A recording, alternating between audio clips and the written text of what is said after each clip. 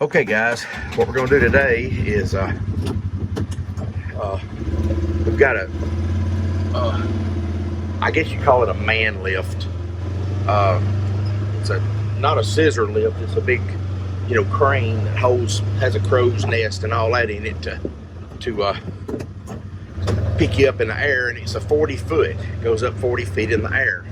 And this is a Skyjack brand, and I think it's called a 40, it's got a 40i in the name. When I get up there, we'll see for sure what the model number is, but it's a 40i. But what's happened is we was using it yesterday to put in a temporary service up on the front of our property because we want to move our camper up there while we're working on the pole barn here, okay? And we're going to move the camper up here to the front. And the reason we're moving up here to the front is because we also have a septic system. It's an old one, but it's still operational and functioning perfect. It's you can see it too right there. Right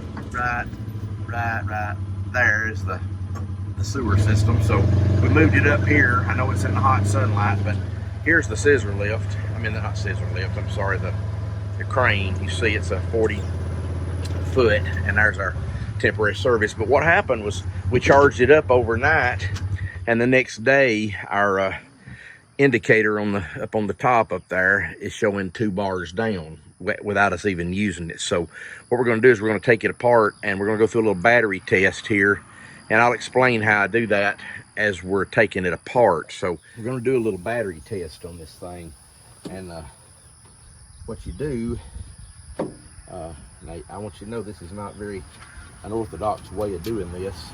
The problem is, most people and a mechanic and somebody that works on these things all day, every day, is going to just tell the customer, you need another set of batteries. And that's fine and dandy. But we're out here in the field. And also, you see these batteries? These are 6-volt batteries. And there's 1, 2, 3, 4. And on the other side, there's 4 more. So there's 8 6-volt batteries. And these suckers are, I think they're about $130 a piece. So you're looking at probably $900 worth of batteries here. So what I'm going to do, and some of y'all are going to disagree with me on this, but I found it to be true on most of them. So what I do is I go ahead and disconnect the batteries. Just get them completely disconnected from each other.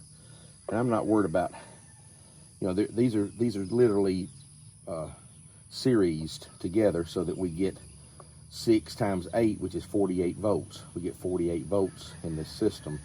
And I know it's not holding 48 volts because we've got an issue with it. So we're just going to take it loose. I've got everything turned off now.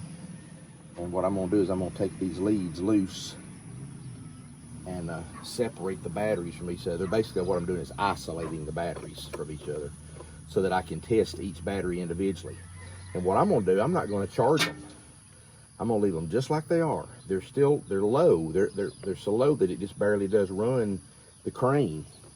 But what'll happen is, if you got one battery that's bad, that one battery will pull the other 7, in this case, down.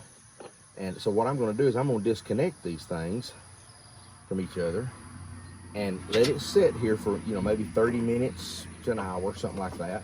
And believe it or not, and I found this to be true, your good batteries will come back up in voltage, will bring themselves back up to a good nominal voltage. There should be 6 volts, so they're 1.2 volts per cell.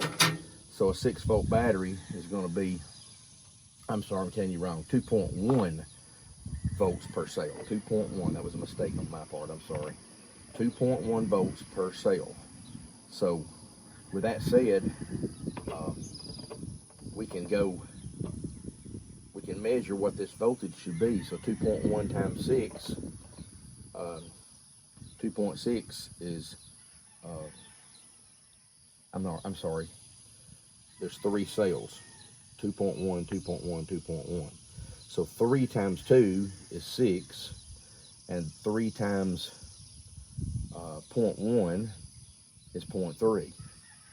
So it should be 6.3 volts per battery. So if I check this battery, it should be 6.3, 6.3, 6.3. Now I'll admit it may be 6.5, it may be down a little bit, but I don't care. What I'm looking for is when, if this is reading 6.5, 6.5, and this is reading 4 volts, well, bingo, there's your bad battery. So, you can find your bad battery by doing this little test. So we're gonna try this in a little bit.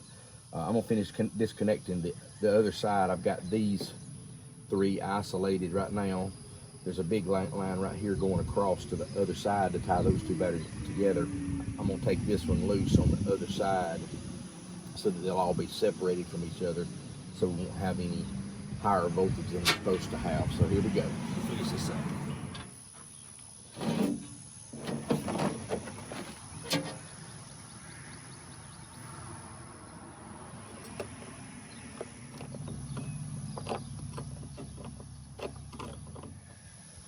Okay, I've decided to take the one that crosses over, which is that right there. It crosses over the other side. You can see I didn't take it loose on this side because it's up under this right here. But on the other side over here,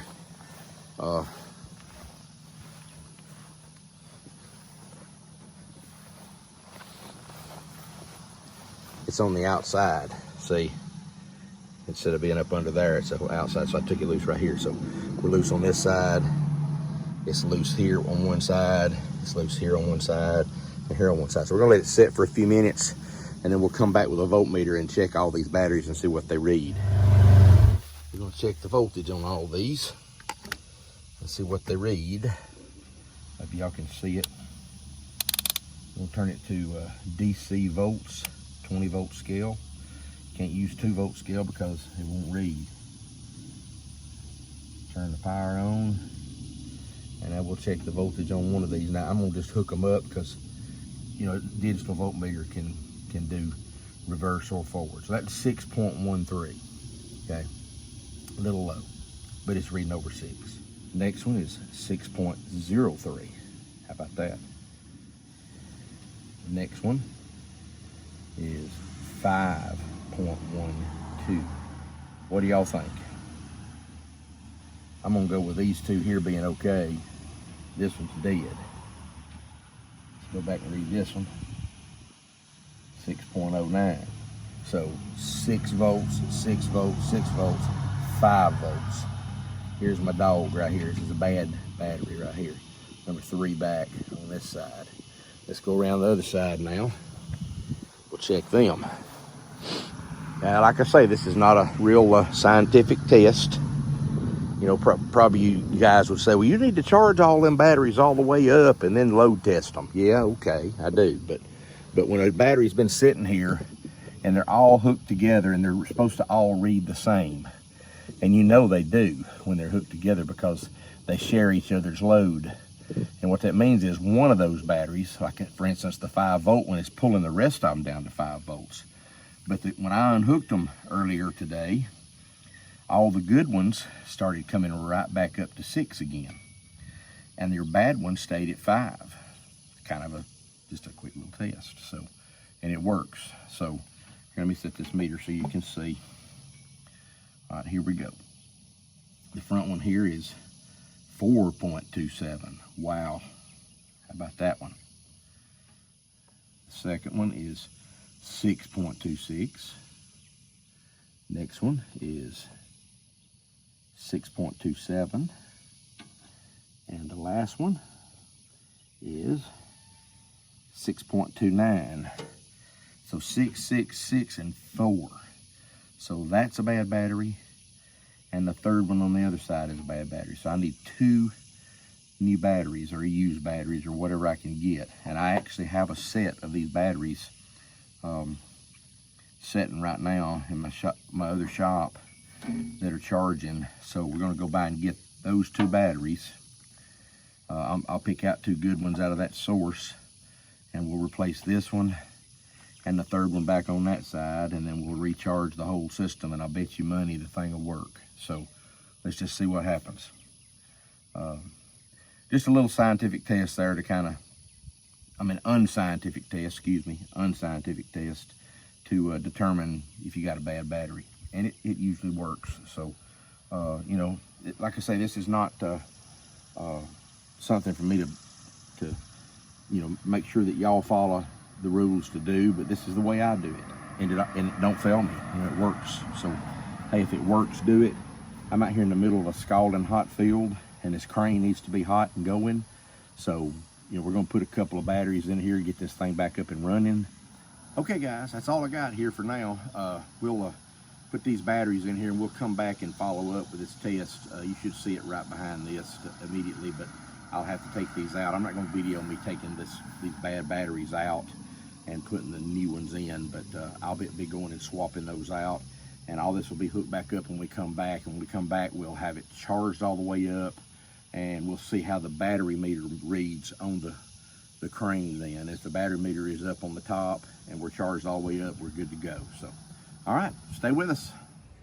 Okay guys, we've got a picture here of the little meter. We were gonna try to show you a live shot of the meter when I got through changing the batteries out on the man lift, but I didn't get a chance to get out there, and besides, it's 95 degrees out there in the middle of that field. So I basically just took a picture of it, and the needle is staying all the way to the top now, and I've checked it actually for about 3 days now, and I've used it. I've run it up and down 2 or 3 times and climbed on it and got up and down with it, and the battery is staying full meter now. All I did was change those 2 batteries out that were showing bad in the videos that we did. So you know, it looks like it's going to work out real well. Just you know, kind of follow along with us.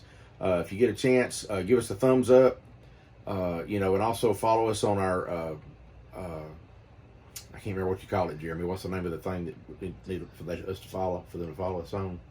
Linktree. Linktree, I'm sorry. It's not follow, it's a link. I'm sorry. Follow the link that's listed at the bottom. I'm new to the technology part on some of this stuff, guys. I'm sorry, but you know, if you can, just help us out, because it don't cost a thing, and we'd appreciate it. So that's all I got. Thank you.